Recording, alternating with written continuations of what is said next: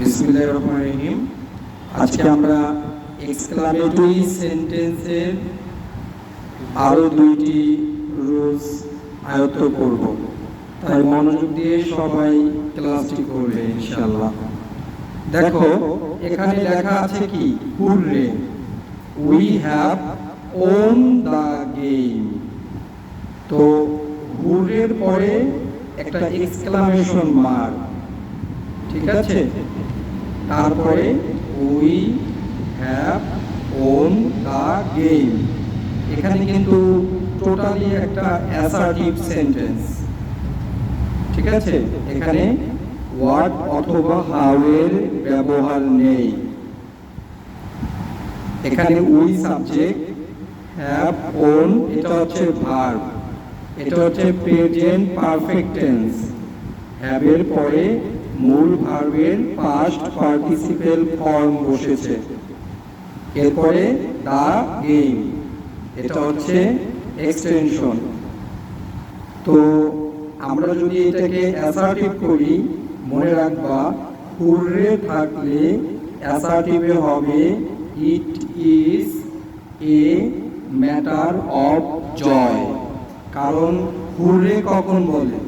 Hurray বলে তোমার আনন্দিত হলে।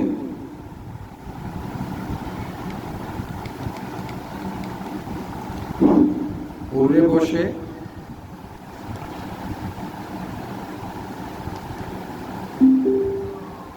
দেখো তোমার হুররে কখন বসে?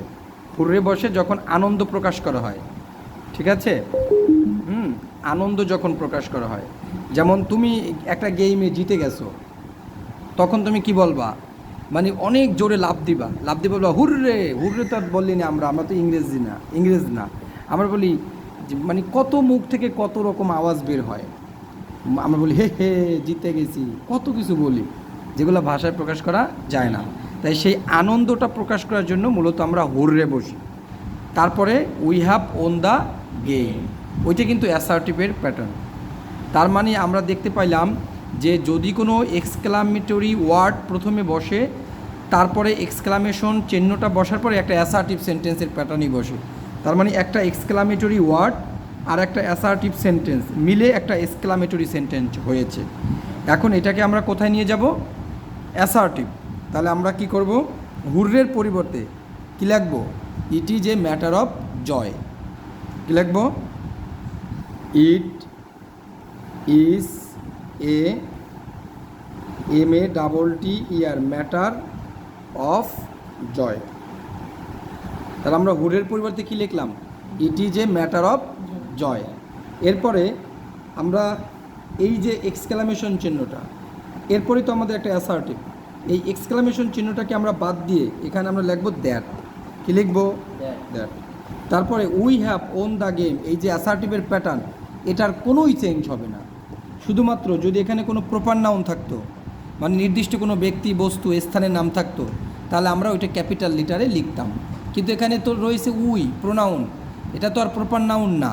নির্দিষ্ট কোনো নাম, কোনো ব্যক্তির নাম, স্পেশাল কোনো বস্তুর নাম না। তাহলে আমরা এই উইটা স্মল লেটারই লিখবো, উই। তারপর বাকি অংশ যা আছে, we have won the game. এরপর লাস্টে আমরা একটা কী দিয়ে দেবো? অ্যাসার্টিভ, মানে ফুল স্টপ দিয়ে দেবো। তাহলে এটাই হচ্ছে আমাদের এক্সক্লামেটরি থেকে অ্যাসার্টিভের রূপান্তর। ওকে, আমরা 2 নম্বর লাইনটা সেম দেখতে পাচ্ছি যে হুররে, এরপরে এক্সক্লামেশন মার্ক, এবার লেখা আছে we have won the game. তাহলে দুটো তো সেম বাক্য। তাহলে আমরা কি লিখবো? It is a matter of joy that we have won the game. Okay, অথবা আমরা এখানে দেখো হুররের পরিবর্তে it is a matter of joy না লিখে আমরা লিখতে পারি উই রিজয়েস। কি লিখতে পারবো? We rejoice, we rejoice. তারপরে এক্সক্লামেশন মার্কটা উঠাইয়া দ্যাট, পরে we have won the game, এটা কোনো চেঞ্জ হবে না, we have won the game. এভাবে আমরা এক্সক্লামেটরি থেকে অ্যাসার্টিভে রূপান্তর করতে পারি। সেকেন্ড, দেখো এখানে বলা হচ্ছে alas I have lost my father. Alas কি সর্বনাশ, এখানে কি আর আনন্দ আছে? নিশ্চয়ই না, এটা দুঃখ যে কি সর্বনাশ, I have lost my father, আমি আমার বাবাকে হারিয়েছি। তাহলে প্রথমে একটা এক্সক্লামেটরি ওয়ার্ড, এরপরে এক্সক্লামেশন মার্ক, এরপর লেখা আছে I have lost my father. তাহলে একটা এক্সক্লামেটরি ওয়ার্ড, তারপরে এক্সক্লামেশন মার্ক, তারপর একটা অ্যাসার্টিভ সেন্টেন্স। তো এটাকে যদি আমরা অ্যাসার্টিভ করি, তাহলে অ্যালাস দ্বারা যেহেতু দুঃখ বোঝানো হয়েছে, তো আমরা এখানে ইউজ করব ইট ইজ এ ম্যাটার অফ সরো। ইট ইজ এ ম্যাটার অফ সরো। Assertive, it is a matter of সরো, SORROW। তাহলে আমরা অ্যালাসের পরিবর্তে কী বসালাম? ইট ইজ এ ম্যাটার অফ সরো। এরপর এই যে চিহ্নটা এক্সক্লামেশন, এটা উঠিয়ে দ্যাট বসাবো। তারপরে I have lost my father, এটার কোনো চেঞ্জ হবে না। হ্যাঁ, I have lost my father. তারপরে লাস্টে একটা ফুল স্টপ দিয়ে দিব। এখানে বলা আছে যে অ্যালাস আই অ্যাম আন্ডার, যে কি সর্বনাশ, আমি ব্যর্থ। আই অ্যাম আন্ডার, আমি ব্যর্থ। তো এটাকে যদি, এটা দুঃখ প্রকাশ করেছে, এটাকে যদি আমরা অ্যাসার্টিভ করি, তাহলে আমরা লিখব it is a matter, it is a matter of সরো। তারপরে এক্সক্লামেশন মার্কটা উঠিয়ে আমরা বসাবো দ্যাট আই অ্যাম আনডান, এর কোনো চেঞ্জ হবে না, আই অ্যাম আনডান। তাহলে এভাবে আমরা এক্সক্লামেটরি থেকে অ্যাসার্টিভে রূপান্তর করতে পারবো। ওকে, দেখো এরপরে আমরা যদি রুলস নাম্বার 3-তে চলে যাই, আর একটা রুলস অ্যাসার্টিভ থেকে আমরা কিভাবে, এক্সক্লামেটরি থেকে আমরা কিভাবে অ্যাসার্টিভ করব। ধরো এরকম যদি একটা বাক্য থাকে যে আমি যদি ইংল্যান্ডের রাজা হতাম, তাহলে আমরা লিখব if I were the king of England, the king of England. হ্যাঁ, এটা একটা এক্সক্লামেটরি সেন্টেন্স, লাস্টে কী চিহ্ন আছে? এক্সক্লামেশন মার্ক আছে। তাহলে if I were the king of England, যদি আমি ইংল্যান্ডের রাজা হতাম, তার মানে এখানে তো একটা তোমার আশা প্রকাশ করা হয়েছে। এখন এইটাকে যদি আমরা অ্যাসার্টিভ করি, তাহলে যেহেতু এটা শুরু হয়েছে কি দিয়া? ইফ দিয়ে, তাহলে ইফের পরিবর্তে আমরা লিখব আই উইশ। তো ইফের পরিবর্তে আমরা লিখতে পারি I wish, WISH, I wish. এরপরে এই যে সাবজেক্ট আই রয়েছে এটা লিখব। ওকে, এরপর বাকি অংশ লিখব ওয়ার, তারপর the king of England, the king of England.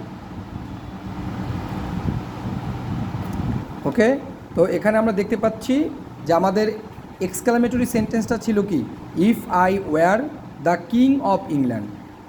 এটাকে যখন আমরা অ্যাসার্টিভ করছি, তখন ইফের পরিবর্তে আমরা কি বসিয়েছি? I wish. তারপরে ইফের পরে যে ছিল I were the king of England, এটার কোনো চেঞ্জ করব না, সেটা আমরা এই বাক্যে আমরা অপরিবর্তিত রাখবো, I were the king of England. তাহলে এটা একটা কী হয়ে গেল? অ্যাসার্টিভ সেন্টেন্স হয়ে গেল। ঠিক আছে, যদি এরকম থাকে had I the wings of a bird, দেখো এই দুইটা রুলস সেম। এখানে বলা আছে had I the wings of a bird, wings মানে ডানা, যদি পাখির মতো আমার ডানা থাকতো। ওকে, তাহলে এখানেও আমরা যেমন ইফের পরিবর্তে আমরা যেমন আই উইশ বসাইছিলাম, ঠিক তদ্রূপ হ্যাডের পরিবর্তেও আমরা আই উইশ বসাবো, আই উইশ, এটা আমরা বসাবো। হ্যাঁ, এরপরে সাবজেক্ট কি রয়েছে? আই। কিন্তু এখানে হ্যাডের পরে একটা বিষয় খেয়াল রাখতে হবে যে ইফের পরে আমরা আই উইশ বসিয়েছিলাম, পরে যা ছিল পুরোটা বসিয়ে দিয়েছিলাম, কিন্তু হ্যাডের পরে যখন আমরা আই উইশ বসিয়েছি ভালো কথা, কিন্তু এই সাবজেক্টের পরে এই হ্যাড আবার এখানে বসবে, তাহলে আবার বসাবো, তারপরে আমরা বাকি অংশ বসাবো। The wings of a bird. এটা খেয়াল রাখতে হবে যে হ্যাড যখন থাকবে তখন আমরা আই উইশ বসাবো অ্যাসার্টিভ করার জন্য, এরপর সাবজেক্ট বসাবো, কিন্তু সাবজেক্টের পরে আবার এই হ্যাড বসাবো, তারপরে বাকি অংশ বসাবো। কিন্তু যখন ইফ থাকবে, ইফের পরিবর্তে আমরা আই উইশ বসাবো, তারপরে সাবজেক্টের পরে আমাদের এক্সট্রা কিছুই আনতে হবে না, যা বাক্যে থাকবে তাই বসাইয়ে দিব। এভাবে আমরা অ্যাসার্টিভ এক্সক্লামেটরি থেকে আমরা অ্যাসার্টিভে রূপান্তর করতে পারবো। এরপরে যদি আমরা দেখি যে উড দ্যাট মানে যদি এমন হতো, যদি এমন হতো। যেমন যদি আমরা এখানে লিখি WOULD, would that I could be a bird, যদি আমি পাখি হতে পারতাম, তাহলে উড দ্যাট যদি পারতাম। হ্যাঁ, তাহলে দেখো ওই যে সেম, আমরা যেমন ইফের পরিবর্তে কি বসিয়েছিলাম আই উইশ, হ্যাডের পরিবর্তে আমরা বসাইছিলাম কি আই উইশ, ঠিক তদ্রূপ উড দ্যাটের পরিবর্তে আমরা কি বসাবো আই উইশ। এরপরে সাবজেক্ট কি আমাদের আই, এরপরে কুড বি আ বার্ড, কোনো চেঞ্জ হবে না, এটা হয়ে যাবে কুড বি আ বার্ড।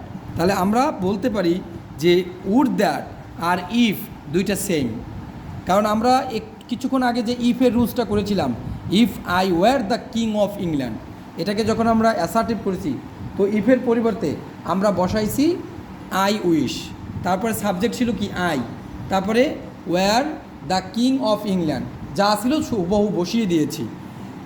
ঠিক তদ্রূপ উড দ্যাট এখানে আছে, আমরা উড দ্যাটের পরিবর্তে বসিয়েছি আই উইশ, তারপরে I could be a bird, এইটাই হয়েছে, এখানে বাড়তি কিছু আসে নাই।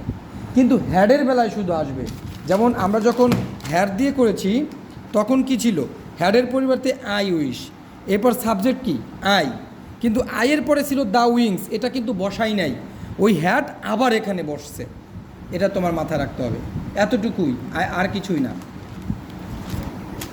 দেখো এরপর যদি এরকম কোনো বাক্য থাকে যে দেখো ফাই দিয়ে, যে ফাই মানে কি লজ্জা, ছি, FIE, তোমার he does not take care of his wife, সিসি সে তার স্ত্রীর যত্ন নেয় না, does not take care of his wife. হ্যাঁ, তাহলে এই যে ফাই হচ্ছে কি একটা এক্সক্লামেটরি ওয়ার্ড, তারপরে he does not take care of his wife, তাহলে এটা একটা অ্যাসার্টিভ। এখন এটা আমি কি করব, আছে এক্সক্লামেটরিতে, আমি এটাকে কি করে নেব অ্যাসার্টিভ করব। তাহলে যখন আমি এটাকে অ্যাসার্টিভ করব তখন আমি ফাইয়ের পরিবর্তে লিখব it is a matter of shame. কি লিখব, it is a matter of shame. যেমন অ্যালাদ ছিল, আমরা লিখছি it is a matter of sorrow. যখন হুররে ছিল তখন আমরা লিখেছি it is a matter of joy. হ্যাঁ, ঠিক তদ্রূপ যখন ফাই থাকবে, ফাই কখন বলে, যখন এটা লজ্জাজনক, তাহলে আমরা বলবো it is a matter of shame, it is a matter of shame. তারপরে এই যে এক্সক্লামেশন চিহ্নটা, এটাকে উঠিয়ে আমরা কি বসাবো দ্যাট, তারপরে he does not take care of his wife, যা থাকবে হুবাহু বসিয়ে দিব হি। এখানে হিটা স্মল লেটার লিখব, কারণ এখানে হিটা প্রপার নাউন না, তো he does not take care of his wife, শেষ। ওকে, তো আমরা আরেকটা রুলস নিয়ে আলোচনা করব।